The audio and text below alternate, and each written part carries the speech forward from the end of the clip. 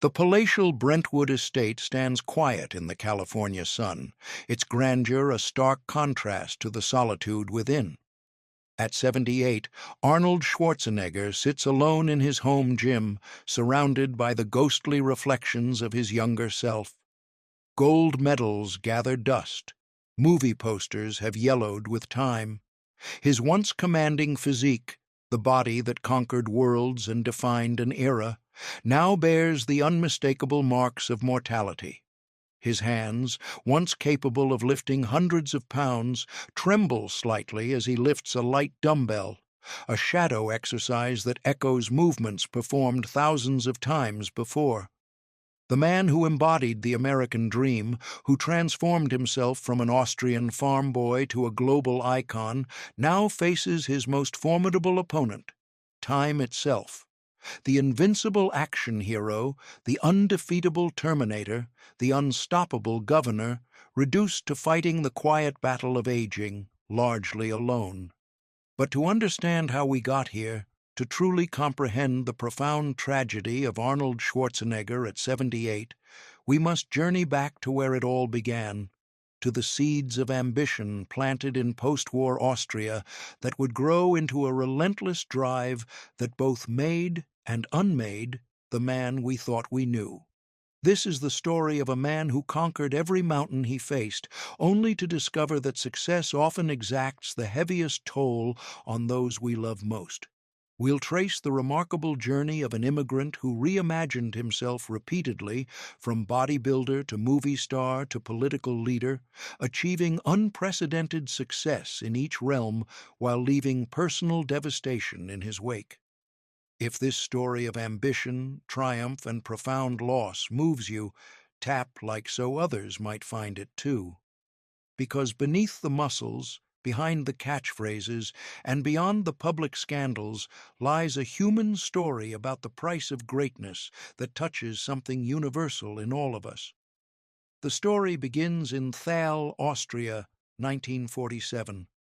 The smoke of World War II had barely cleared from European skies when Arnold Alois Schwarzenegger entered a world still reeling from conflict.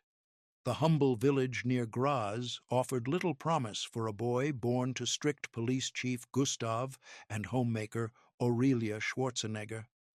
Their small home lacked basic amenities: no running water, no refrigerator, no telephone. These weren't just inconveniences. They were daily reminders of limitation. Young Arnold slept in an unheated room, waking many winter mornings to find frost on his blanket. But the cold outside paled in comparison to the chill within the household. Gustav Schwarzenegger, having returned from the war, a broken man, ruled the family with military precision and unpredictable bursts of violence. Years later, Arnold would describe these formative years with painful clarity. When he was drunk, he was mean. When he was sober, he was mean. At just 5 years old, Arnold witnessed his father's frequent arbitrary punishment of his older brother Meinhard, the golden child who received both the lion's share of attention and the brunt of Gustav's rage. This dynamic planted the first seeds of Arnold's complex relationship with success and validation.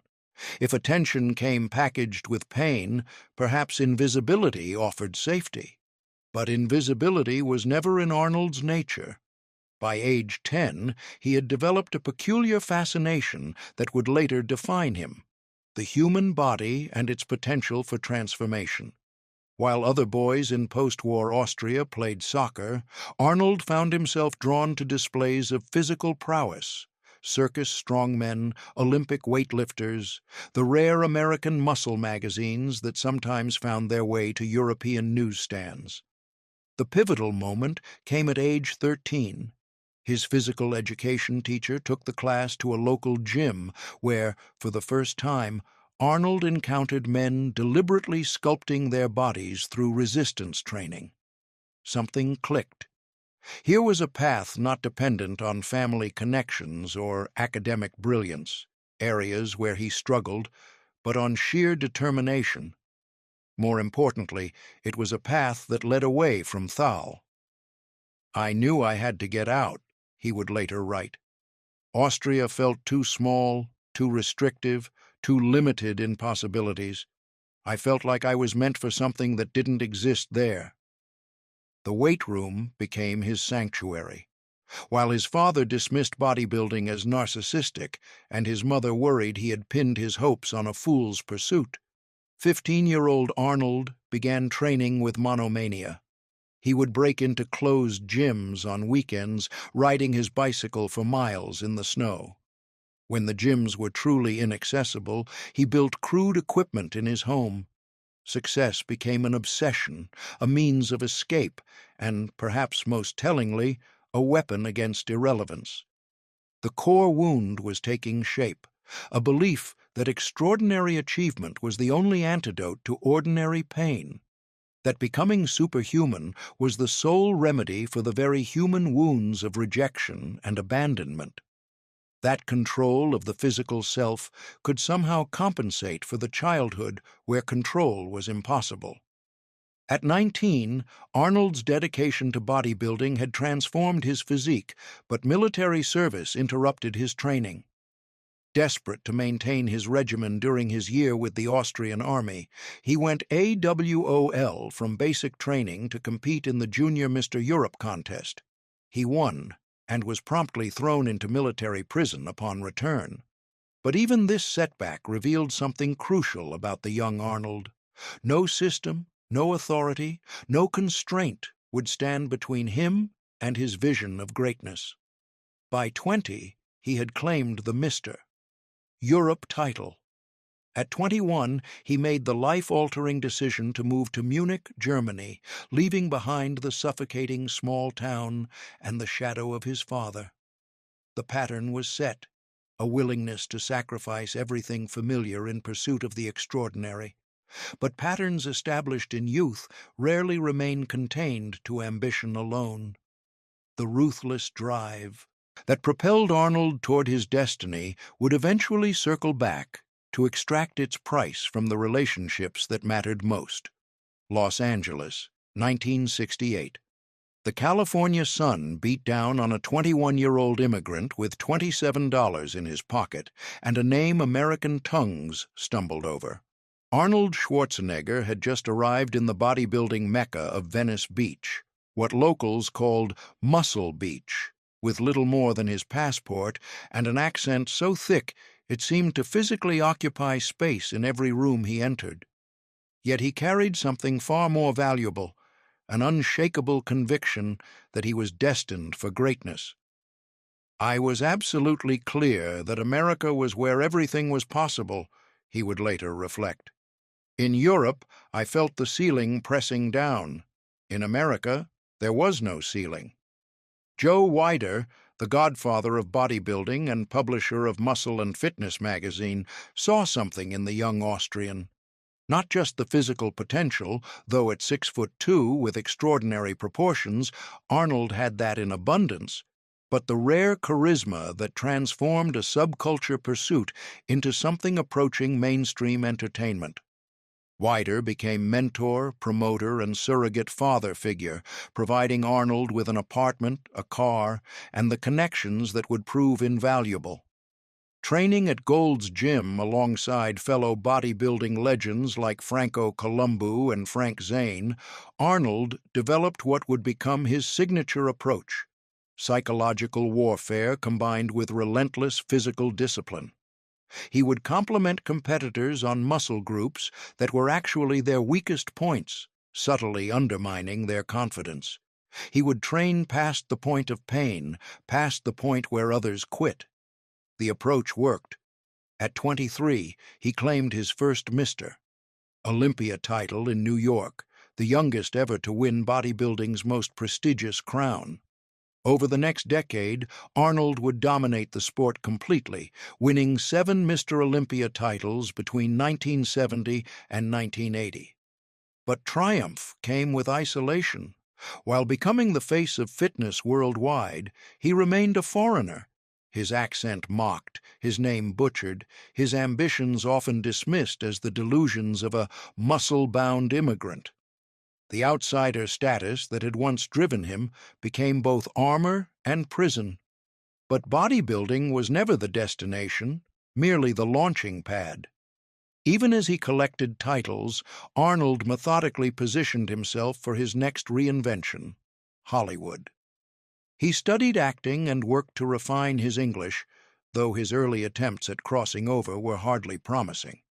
His first significant role came in the 1970 film Hercules in New York, where his accent was deemed so impenetrable that his lines were dubbed by another actor. Critics were merciless. But then came a crucial turning point. In 1977, the documentary Pumping Iron transformed Arnold from niche athlete to charismatic screen presence. The film captured not just his physicality, but his magnetic personality, his strategic mind, and his disarming humor. Hollywood began to see potential beyond the muscles. Small roles followed, then larger ones. By 1982, he had found breakthrough success in Conan the Barbarian. Yet it was 1984's The Terminator that truly changed everything. Director James Cameron famously took a chance on Arnold for the title role, a killing machine from the future, after meeting with him to discuss playing the hero. The film grossed over $78 million worldwide against a modest $6.4 million budget and cemented Arnold's place in cinema history. His limited dialogue turned what might have been a liability, that distinctive accent, into an iconic asset. "I'll be back" entered the cultural lexicon. The next decade brought an unprecedented run of blockbusters: Commando, Predator, The Running Man, Total Recall, Terminator 2, Judgment Day. By the early 1990s, Arnold commanded $15 million per film. Extraordinary for any actor, unthinkable for someone once told his accent and name would make a movie career impossible. Parallel to his Hollywood ascent, Arnold's personal life seemed to find stable ground. In 1986, he married Maria Shriver, niece of President John F. Kennedy and a rising journalist in her own right. The union appeared to offer Arnold something his success could not: legitimacy within American aristocracy, connection to something beyond his own legend. Together, they would have 4 children: Catherine, Christina, Patrick, and Christopher. But beneath the surface of this perfect American success story, the contradictions multiplied. The immigrant who embraced his new country joined the Republican Party at the height of the Reagan era, alienating many in liberal Hollywood. The bodybuilding icon, known for physical perfection, underwent heart valve surgery at age 49. The devoted family man faced rumors of infidelity and inappropriate behavior toward women that would occasionally surface in the press, only to be buried beneath his charisma and powerful network of connections. The most profound contradiction was perhaps the most human. The man who had dedicated his life to exercising perfect control over his body, his career, his image, found himself increasingly unable to control his impulses, his private behavior, the narrative that would ultimately define him. By 1997, after the lukewarm reception to Batman and Robin, Arnold's acting career showed signs of vulnerability. He underwent another heart surgery to replace a valve. At 50, the invincible action hero confronted mortality. Following recovery, his film choices reflected a new phase. Comedies like Twins and Kindergarten Cop earned commercial success, but signaled a shift away from the physically demanding roles that had defined him. But Arnold Schwarzenegger was never one to accept decline. As his movie stardom began its sunset, he executed perhaps his most audacious reinvention yet. In 2003, during California's recall election of Governor Gray Davis, Arnold announced his candidacy for governor on The Tonight Show with Jay Leno, blindsiding the political establishment.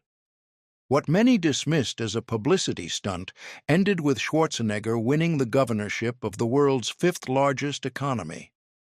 The people of California wanted leadership, and this immigrant with a funny accent is going to give it to them, he declared in his victory speech. The bodybuilder had become a movie star. The movie star had become a political leader. Each metamorphosis seemed to defy the laws of probability, each success validating his core belief that limitations were merely obstacles to be overcome through sheer force of will. But as he settled into the governor's mansion in Sacramento, the weight of his personal contradictions, the compromises made, the boundaries crossed, the double life maintained, accumulated silently, a debt that would eventually come due with devastating interest. May 9th, 2011.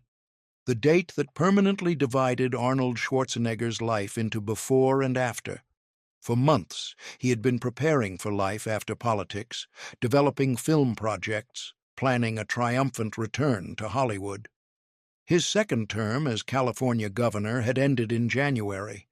He and Maria had recently celebrated their 25th wedding anniversary.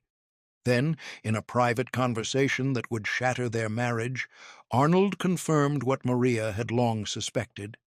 He had fathered a child with their household staff member, Mildred Baena, more than 14 years earlier. The boy, Joseph, had grown up around the Schwarzenegger children, his true paternity hidden in plain sight. Within days, the news broke publicly. The Los Angeles Times published the story that Arnold had managed to keep secret throughout his governorship. The details emerged with brutal clarity. While Maria was pregnant with their son Christopher in 1997, Arnold had conceived a child with a woman who had worked in their home for 20 years. He had kept this secret from his wife, from his children, from voters, while crafting policies, while attending school events, while living as the embodiment of the American dream. After leaving the governor's office, I told my wife about this event, which occurred over a decade ago, Arnold acknowledged in a statement. I understand and deserve the feelings of anger and disappointment among my friends and family. The public reaction was swift and merciless. Late-night comedians who had once joked affectionately about his accent now targeted his character. Political allies distanced themselves. Film projects were put on hold. But the true devastation was private. Maria moved out of their home, filing for divorce later that year.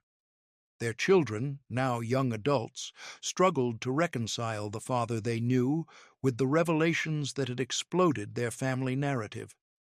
In a single moment, the carefully constructed edifice of Arnold Schwarzenegger, immigrant success story, Hollywood legend, political leader, family man, cracked at its foundation. The revelation wasn't just a scandal, it was the externalization of the internal contradictions that had defined him from the beginning. The capacity to compartmentalize, to pursue what he wanted regardless of consequences, to believe that rules that constrained others somehow didn't apply to him.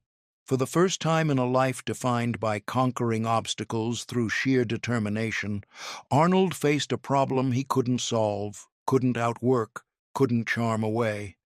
The midpoint fracture revealed what had always been true. Even Terminators have breaking points. The years following the revelation plunged Arnold into a period of profound isolation. The Brentwood mansion, once filled with family activity, fell quiet. Holiday traditions dissolved. Family photographs that had lined the walls now stood as painful reminders of what was lost. I've had many setbacks in my life, but this was the lowest I had ever been, Arnold confessed in a rare, vulnerable interview in 2015. Losing my family, that was my doing. That was my failure. Professional rehabilitation proved easier than personal redemption. Hollywood, with its elastic morality, welcomed the former governor back to the screen. Films like The Expendables 2, Escape Plan, and a return to the Terminator franchise in Terminator Genesis offered the comfort of familiar territory. But something had changed. The box office magic that had once seemed effortless now faltered. Audiences had aged, action cinema had evolved. The man who had once commanded $25 million per picture now faced diminishing returns both critically and commercially. By 2016, 5 years after the separation, the divorce from Maria remained unfinalized. Caught in complicated negotiations over their estimated $400 million fortune, but perhaps also suspended by Arnold's reluctance to formally end the relationship that had defined his adult life. Reports suggested he continued wearing his wedding ring years after Maria had moved on. The relationship with his children became a study in contrasts. Some maintained public connections with their father, others kept distance. His relationship with Joseph, his son with Mildred Baina, evolved into a quiet acknowledgement. Social media occasionally offered glimpses of them together, Arnold finally publicly embracing the young man who bore his unmistakable features. Health challenges mounted. In March 2018, aged 70, Arnold underwent emergency open-heart surgery to replace a pulmonic valve. The procedure was supposed to be minimally invasive, but resulted in hours of emergency surgery when complications arose. He awoke to find Terminator scribbled on his chart, his doctor's way of acknowledging his legendary toughness. The incident offered a reminder of mortality that even wealth and discipline couldn't indefinitely hold at bay. Throughout this period, Arnold clung to routine with characteristic discipline. Daily workouts continued, modified but uninterrupted. Business ventures, real estate investments, sports competitions, a nutrition company, occupied his professional attention. He found purpose in environmental activism, continuing advocacy begun during his governorship. The Arnold Schwarzenegger Classic Bodybuilding Competition remained an annual commitment, connecting him to the sport that had first brought him fame. But the essential loneliness of his position became increasingly apparent. The man who had risen through sheer force of will now confronted the limits of willpower itself. No amount of determination could undo the pain caused, rebuild broken trust, or recapture time lost. In quiet moments, friends reported, Arnold reflected on patterns established decades earlier. The ruthless drive that had propelled him from Austria to global fame had exacted costs he'd never fully calculated. The lessons learned came late, the wisdom hard-won. "You can't go back," he told a journalist in 2019 when asked about regrets. "But you can learn. You can try to make whatever time is left count in a different way." The physical decline that awaits all athletes hit Arnold with particular poignancy. The body that had once represented human potential at its peak, that had been photographed, analyzed, celebrated, and immortalized, now betrayed limitations no training regimen could overcome. The man who had built a career partly on physical intimidation found himself vulnerable to time in ways no screenplay could rewrite. By his mid-70s, Arnold had constructed a life that honored his circumstances, active but constrained, public but guarded, connected to his past but not defined by his mistakes. He developed unexpected late-career pivots, a newsletter focused on wellness and wisdom, a surprisingly thoughtful presence on social media where his posts often mixed humor with genuine reflection, even a role advising aspiring entrepreneurs. But the profound tragedy remained. The man who conquered every world he entered, bodybuilding, Hollywood, politics, discovered too late that success and happiness followed different maps. The ultimate self-made man faced the reality that some broken things cannot be remade through determination alone. As Arnold approached his late 70s, a remarkable evolution became apparent. The relentless ambition that had defined his earlier life gave way to something approaching wisdom. The performative masculinity softened, the competitive drive channeled into unexpected directions. In 2020, as a pandemic gripped the world, 73-year-old Arnold emerged as a voice of reasoned calm, using his platform to encourage public health measures, even as political divides deepened around such issues. His videos addressing the crisis revealed a thoughtful elder statesman rather than the brash action hero of decades past. The immigrant who had once been mocked for his accent now spoke with moral authority about American civic responsibility. His environmental work intensified, becoming perhaps his most significant late-life legacy. The advocate who had once driven a fleet of Hummers transformed into a prominent voice for climate action, funding research, supporting progressive environmental policies despite his Republican identification, and challenging his party to return to conservation principles. "Pollution kills, regardless of whether you're a Republican or Democrat," he stated with characteristic bluntness. "Cancer doesn't care how you vote." His relationship with his children entered a new phase. Catherine's marriage to actor Chris Pratt made Arnold a grandfather, a role he embraced with surprising tenderness. Photos showed the once intimidating Mr. Olympia cradling infants with gentleness few might have predicted from his Terminator days. Reconciliations occurred with some family members, others maintained boundaries. The messy reality of a family, fractured but not entirely broken, reflected something more authentic than the perfect image once projected. Arnold's perspective on his life's contradictions deepened with age. In interviews, he began acknowledging the costs of his single-minded focus on success. "I was so driven that I missed things," he reflected in a 2022 documentary. "I missed years with my children because I was always working, always training, always on set or in Sacramento. Now I understand that time doesn't come back." His physical decline accelerated in his mid-70s. Additional heart procedures became necessary. Training sessions that once involved hundreds of pounds now utilized lighter weights.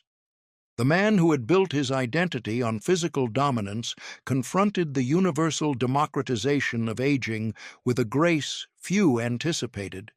He spoke openly about adapting to limitations, about modifying expectations while maintaining discipline, about accepting what cannot be changed while controlling what can. "The mirror doesn't lie," he noted in his newsletter, "but it doesn't tell the whole truth either. There's more to a man than what you see." This period brought opportunities for moral accounting. Without explicit apology tours, Arnold began addressing past behavior more directly. He acknowledged stepping over the line with women earlier in his career. He expressed regret for the pain caused to his family. The evolution wasn't perfect. Old habits of deflection occasionally resurfaced, but the effort toward growth appeared genuine. At 77, he published what many considered his most honest memoir, addressing both triumphs and failures with newfound clarity. The book revealed something powerful. The immigrant boy from Austria had finally found a kind of peace with his contradictions. The muscles had atrophied, the political power had diminished, the marriage had ended, yet something essential remained undefeated. By 78, Arnold Schwarzenegger had lived long enough to witness both his mythology and his mortality. The action hero had become an elder. The governor had become a citizen. The bodybuilding champion had become a man coming to terms with his body's inevitable decline. The tragedy lies not merely in what was lost, a marriage, years with children, the physical prowess that once defined him, but in the late arriving realization that different choices might have been possible.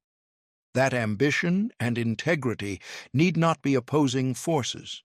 That strength manifests in multiple forms beyond the physical. That vulnerability requires greater courage than invulnerability. "When I came to America, I believed that to show weakness was to be weak," he reflected at a charity event in 2023.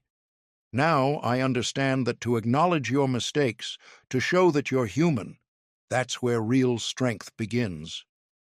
The man who spent decades portraying invincible characters discovered in his twilight years the power of acknowledged vulnerability.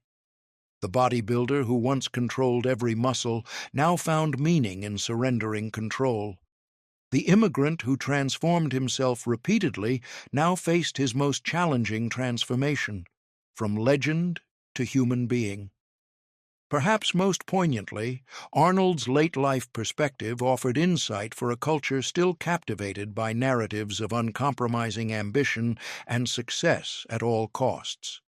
His journey revealed the hidden calculations behind exceptional achievement, the personal relationships sacrificed, the emotional development stunted, the interior life neglected in pursuit of external validation.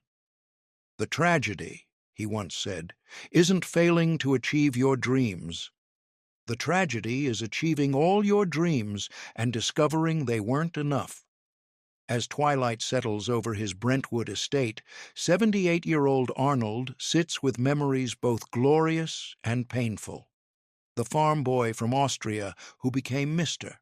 Olympia, who became the Terminator, who became governor, who became a cautionary tale about the costs of greatness, now exists simply as a man. A father seeking reconciliation, a grandfather discovering joy in smaller moments, an elder statesman lending his voice to causes larger than himself. In the soft California light, one can still glimpse the shadow of the young man who arrived with nothing but ambition, the immigrant who embodied the American dream so completely that his accent became as recognizable as any born in this country. His story reminds us that the most extraordinary lives contain ordinary pain, that even icons bleed when cut, that the pursuit of greatness exacts prices paid in private. If this journey through the triumphs and tragedies of an extraordinary life resonated with you, consider sharing it with others who might find meaning in these contradictions. And perhaps pause to reflect. Which chapter of Arnold's story speaks most directly to your own experience? Is it his relentless drive, his spectacular falls, or his late-life evolution toward wisdom that echoes in your own journey?